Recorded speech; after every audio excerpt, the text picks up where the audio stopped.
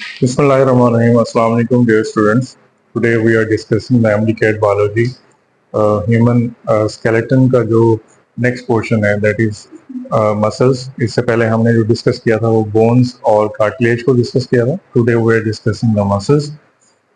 जो हमारा सिलेबस है उस सिलेबस में जो आउटलाइन है उसके अंदर मसल्स की प्रॉपर तीनों टाइप्स मेंशन है. तो हम पहले मसल्स का इंट्रोडक्शन करते हैं और उसके बाद तीनों टाइप्स के डिफरेंसेस और उनकी बॉडी शेप और फंक्शन को डिस्कस करते हैं.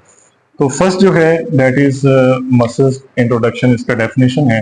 डेफिनेशन से पहले बेटा मैं आपको बताता हूँ. देखें हमने लास्ट टाइम भी डिस्कस किया कि बोन है, बोन के बाद ज्वाइंट आएगा, ज्वाइंट के बाद फिर नेक्स्ट बोन है. तो यहाँ से क्या है कि मसल एक साइड से ओरिजिनेट होता है, एक बोन से ओरिजिन होता है और दूसरी बोन में जाकर इसका इंसर्शन होता है. ठीक है. अब ये जो मसल्स हैं ये कॉन्ट्रैक्ट करते हैं और ये जो बोन है ये फॉरवर्ड या बैकवर्ड मूव करेगी. ठीक है. तो इसी तरह हम कहते हैं कि जो मसल्स हैं ये बेसिकली क्या कर रहे हैं कि बॉडी के स्केलेटन के अंदर बॉडी के स्केलेटन को मूवमेंट प्रोवाइड कर रहे हैं. ठीक है. तो ये स्केलेटन के ऊपर प्रेजेंट होते हैं, अटैच होते हैं और उसको मूवमेंट प्रोवाइड करते हैं. तो इसे हम डिफाइन करते हैं the specialised tissues that can undergo the contraction. ठीक है. तो हमने जैसे बताया यहाँ पर कॉन्ट्रैक्शन होगी तो ये बोन जो है ये फॉरवर्ड मूव करेगी या बैकवर्ड मूव करेगी. ठीक है. तो कॉन्ट्रैक्शन एंड रिलैक्सेशन, मसल्स का एक ही काम होता है कि वो कॉन्ट्रैक्ट करता है और रिलैक्स करता है. ठीक है. And provide the movement to the body parts. इस तरह बॉडी के पार्ट्स को मूवमेंट प्रोवाइड करेगा या पूरी की पूरी बॉडी को, होल बॉडी जो है उसको मूवमेंट प्रोवाइड करेगा. तो इसे हम नाम देंगे, इस तरह के टिश्यूज को हम नाम देंगे मसल्स, जो कि स्केलेटन के साथ अटैच है. ठीक है. अब यहाँ पर हमारे पास आता है कि बायोलॉजी की वो ब्रांच जिसके अंदर हम मसल्स की स्टडी करते हैं that is known as myology.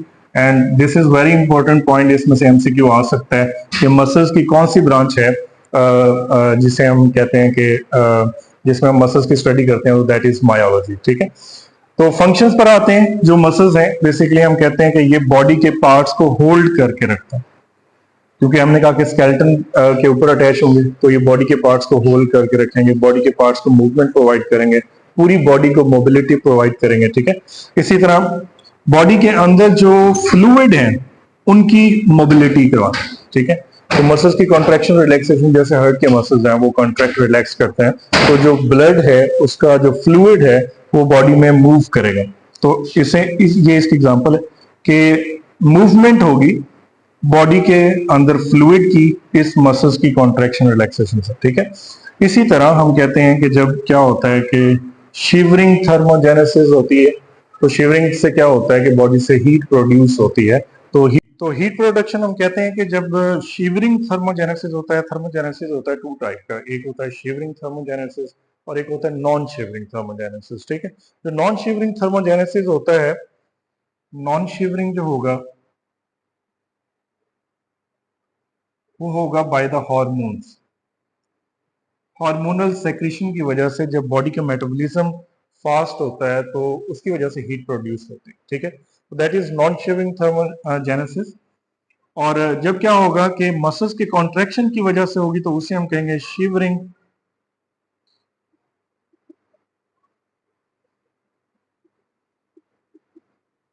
Thermogenesis. ठीक है.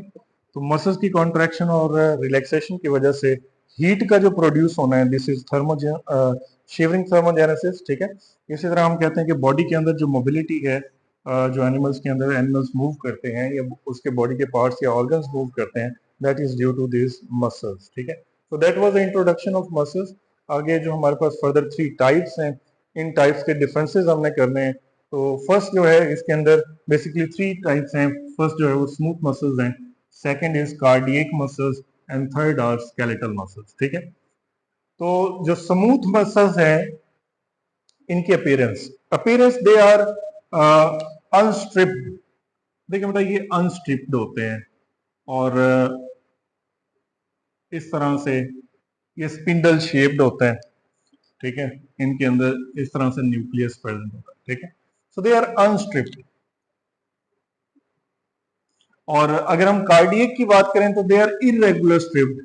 ये इरेगुलर स्ट्रिप्ड होते हैं. और जो स्केलेटल मसल्स होते हैं ये रेगुलर स्ट्रिप्ड होते हैं, मतलब ये पट्टीदार होते हैं और इसमें स्ट्रिएशंस पाए जाते हैं. लेकिन यहाँ पर स्ट्रिएशंस नहीं होती, यहाँ पर इरेगुलर स्ट्रिएशंस हैं और जो स्केलेटल मसल्स हैं इसमें रेगुलर स्ट्रिएशंस पाई जाती हैं, इसमें स्ट्रिप्ड पाया जाता है। अच्छा, यहाँ पर स्मूथ मसल्स में एक पॉइंट है, they are the earliest type of muscles. Earliest type of muscles से मुराद ये है कि जो सबसे पहली टाइप मसल्स की डेवलप हुई या जो सबसे पहली टाइप बनी मसल्स की, वो स्मूथ मसल्स बने, ठीक।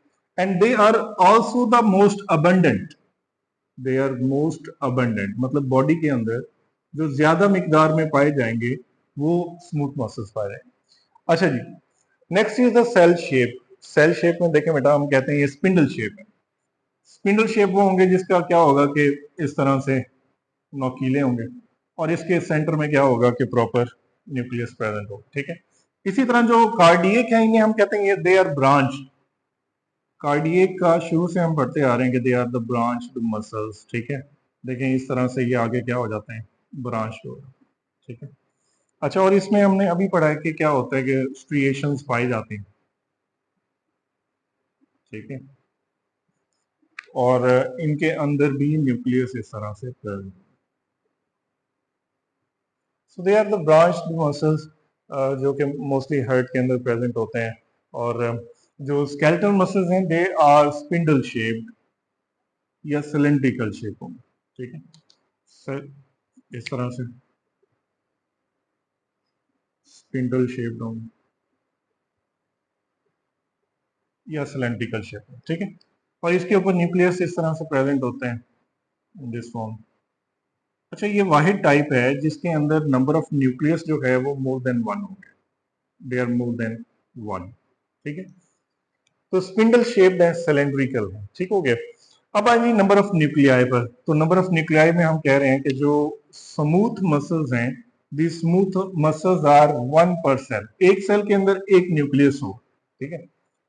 और जो हमारे पास कार्डियक मसल्स हैं इनके अंदर मोर देन सॉरी, इसके अंदर भी क्या होगा कि सिंगल सेल के अंदर वन पर सेल न्यूक्लियस प्रेजेंट, वन पर सेल न्यूक्लियाई, ठीक है। और जो डिस्टिंक्शन है, जो डिफरेंट कैरेक्टर है वो ये है कि जो मसल्स के सेल्स हैं इसके अंदर क्या होगा कि मैनी न्यूक्लियस पर सेल होंगे, many nucleus, so many nuclei पर सेल जो है वो एग्जिस्ट करेंगे, ठीक है। इसी तरह स्पीड पर आता है। Next point is speed. लेकिन जो स्मूथ मसल्स हैं ये मोस्टली डाइजेस्टिव सिस्टम का जो पार्ट है उसको कंट्रोल करते हैं या उसका उसका पार्ट है। अब उसके अंदर जो फूड है हम पढ़ते हैं जनाब के जो एसोफेगस है उसके अंदर पेरिस्टाल्टिक मूवमेंट होती है, ठीक है। मतलब इस तरह से वेव लाइक मूवमेंट होगी, कॉन्ट्रैक्शन रिलैक्सेशन होगी। इसके अंदर सर्कुलर मसल्स हैं, इसके अंदर लॉन्गिट्यूडनल मसल्स हैं। तो इस तरह से वेव लाइक बोलस जो है इसके अंदर मूव करेगा, जो कि एक स्लो स्पीड मूवमेंट है, ठीक हो गया। इसी तरह जो कार्डियक मसल है इसे हम नाम देते हैं इंटरमीडिएट। ये इंटरमीडिएट है, मतलब कि ना इनकी स्पीड स्लो है ना ही इनकी स्पीड क्या है बहुत ज्यादा फास्ट, ठीक है। So they come into the intermediate speed है इनकी, ठीक है, दरमियानी स्पीड है। और हार्ट की पंप इसमें आ जाता है। और यहां पर अगर हम आए तो ये स्लो टू द रैपिड है, मतलब इसमें ऑल कैटेगरीज है, स्लो भी है, इंटरमीडिएट भी है और रैपिड भी है। अगर नॉर्मल कंडीशन है तो स्लो मूवमेंट होगी, अगर एक्सरसाइज है, रनिंग है, तो उस टाइम पे हम कहेंगे कि रैपिड जो है वो इसकी मूवमेंट होगी, कॉन्ट्रैक्शन रिलैक्सेशन की फॉर्म में, ठीक है। आगे आ जाते हैं कंट्रोल। जो स्मूथ मसल्स है, इस स्मूथ मसल्स को नर्वस सिस्टम कंट्रोल करेगा प्रॉपरली। जब फूड इनटेक होगी उसके बाद नर्वस सिस्टम उसके सारी मूवमेंट को कंट्रोल करेगा। इसी तरह जो कार्डियक मसल है ना, ये ऑटोनॉमिक नर्वस सिस्टम है, ऑटोनॉमिक नर्वस सिस्टम, ठीक है।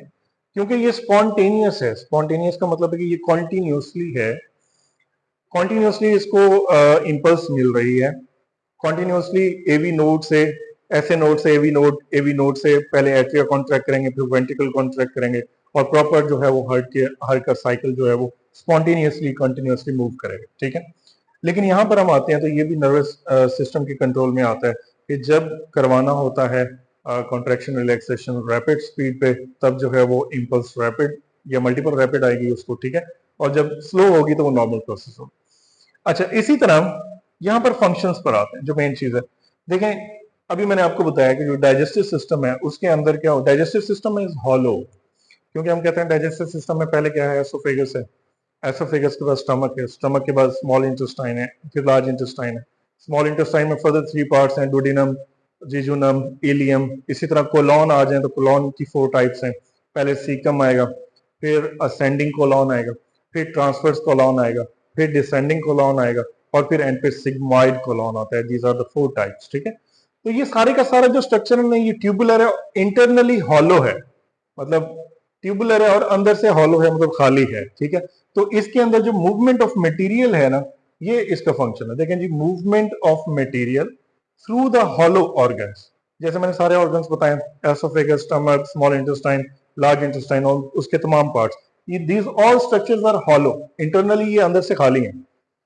तो इसके अंदर जो मूवमेंट है, इस मूवमेंट को करवाना किसका फंक्शन है, इसको थ्रू आउट पूरी एलिमेंट्री कैनाल से पास करवाना, this is the function of smooth muscles, ठीक है। So movement of material through the hollow organs, ठीक है जी।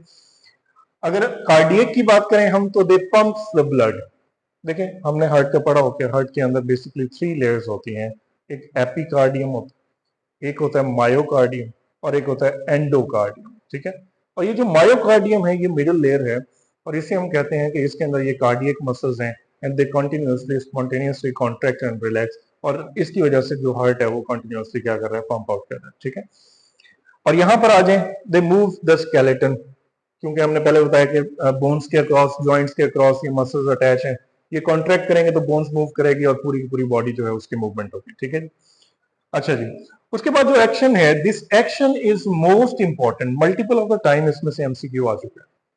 इस पूरे टेबल की बात अगर हम करें तो जो इसमें से मोस्ट इंपॉर्टेंट पॉइंट है वो इसका एक्शन है। एक्शन से मुराद क्या है कि इसे हम कहेंगे दीज आर इनवोलेंट्री, ठीक हो गया। अच्छा, दीज आर ऑल्सो इनवोलेंट्री।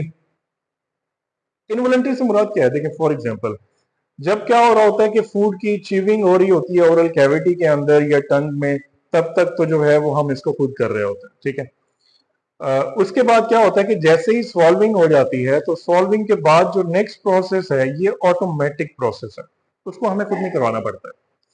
तो that goes into the involuntary action, ठीक है, वो खुद ब खुद इनवोलेंट्री खुद ब खुद होता जा रहा है, ठीक है। अच्छा, इसी तरह जो हार्ट है ये भी क्या कर रहा है, इनवोलेंट्री खुद ब खुद अपने एक्शंस परफॉर्म कर रहा है। लेकिन जो मसल्स हैं दे आर वोलेंट्री, इसको हम अपनी मदद से करवाते हैं, अपने स्टिमुलस से करवाते हैं, इसको हम अपने कॉन्शियस कंट्रोल से जो है वो इसकी मूवमेंट करवाते हैं, ठीक है। So they are voluntary and they are cardiac are involuntary and smooth are also involuntary. These points are most important, multiple of the time MCQs इसमें से आ चुका है, ठीक है। उसके बाद है जी प्रेजेंस, मैंने आपको पहले बताया these are present in the systems, like digestive system का पार्ट बनाया, इसी तरह यूरिनरी सिस्टम, रेस्पिरेटरी सिस्टम, और ब्लड वेसल्स जो हैं बेसिकली जितने भी जैसे हम कहते हैं जी एओर्टा है, आर्टरीज हैं, आर्टरीज डिवाइड होंगी तो आर्टरियोल्स बनेंगे, फिर आगे कैपिलरीज, तो ये सारे स्ट्रक्चर्स जो हैं blood vessels, these are made up of these smooth muscles. और जो कार्डियक मसल्स हैं these are basically present into the heart, और हार्ट को पंप करवाएंगे। और इसी तरह जो स्केलेटल मसल्स हैं ये स्केलेटन का पार्ट है और स्केलेटन को कंप्लीट करते हैं, और इसकी वजह से क्या होता है कि बॉडी को शेप आती है। देखिए, अगर खाली हड्डियां हो तो क्या हो कि स्केलेटन जो है वो कंप्लीट ना बने, उसके ऊपर फैट की लेयर और मसल्स आते हैं तो तब जाकर बॉडी की शेप कंप्लीट होती है। तो ये स्केलेटन का पार्ट है और स्केलेटन को कंप्लीट करता है। तो that was the human skeleton muscles part. Next we will discuss the structure of muscles. Thank you. Allah Hafiz.